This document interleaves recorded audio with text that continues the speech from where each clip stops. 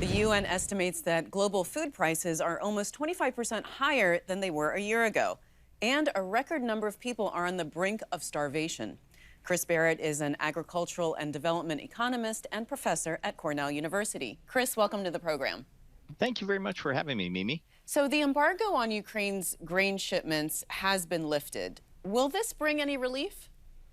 It will bring a little bit of relief in that Ukraine is a major exporter of several key commodities, especially wheat and maize and sunflower oil.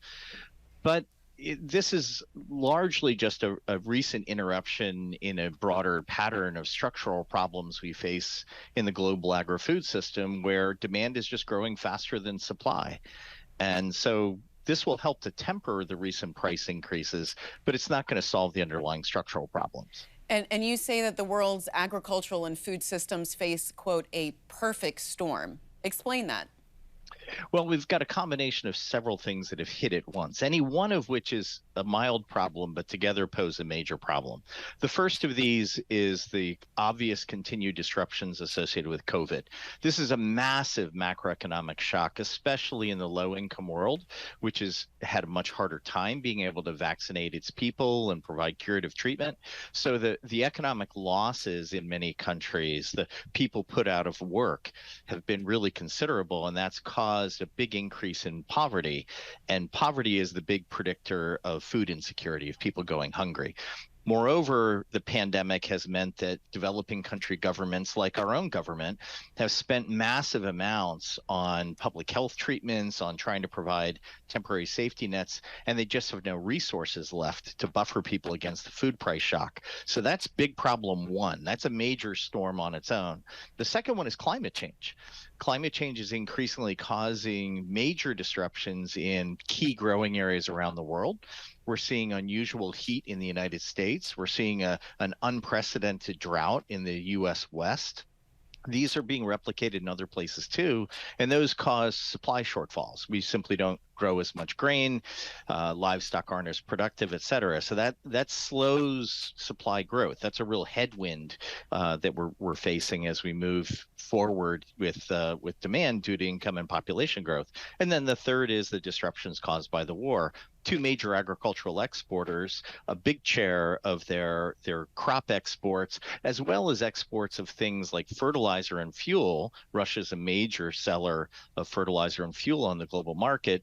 Those have all created added drags that slow supply and thereby result in higher food prices that are causing real problems. So, Chris, is this current food security crisis worse than previous ones that we've had? And if so, how much worse?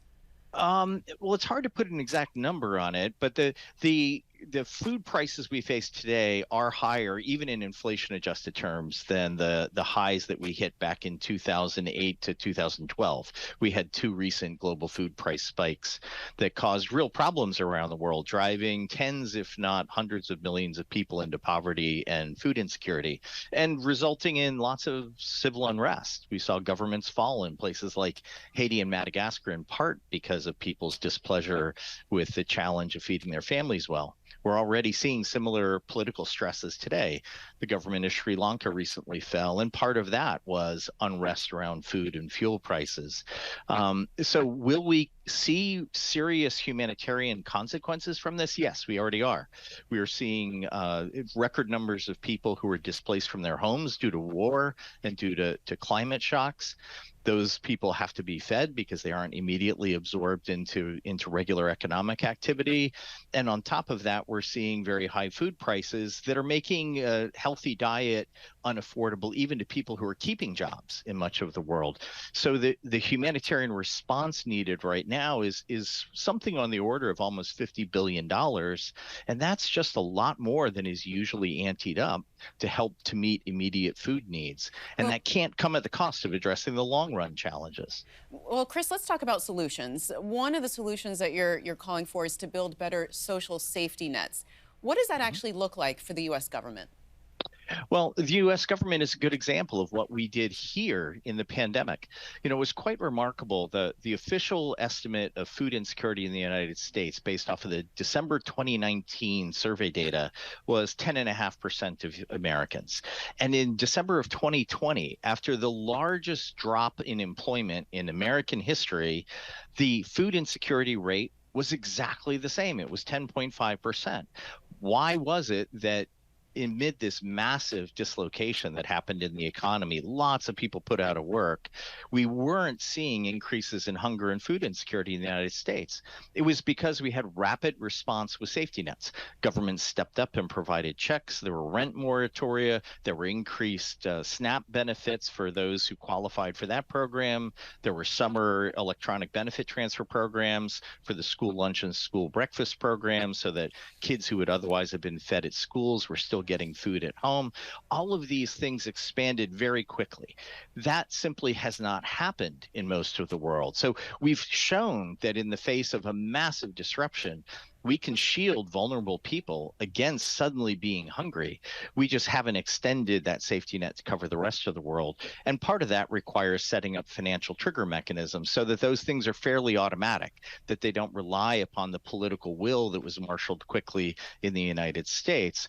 We can do this soberly, safely, deliberately, to set up trigger mechanisms, just like an insurance policy that you or I have, that will trigger payments that will enable the humanitarian response community to provide for people in times of need. We're out of time. Thank you so much for joining us. All right, thanks so much for having me. Thanks for watching. If you enjoyed the video, give it a thumbs up and subscribe to our channel so you don't miss out on any future Government Matters interviews.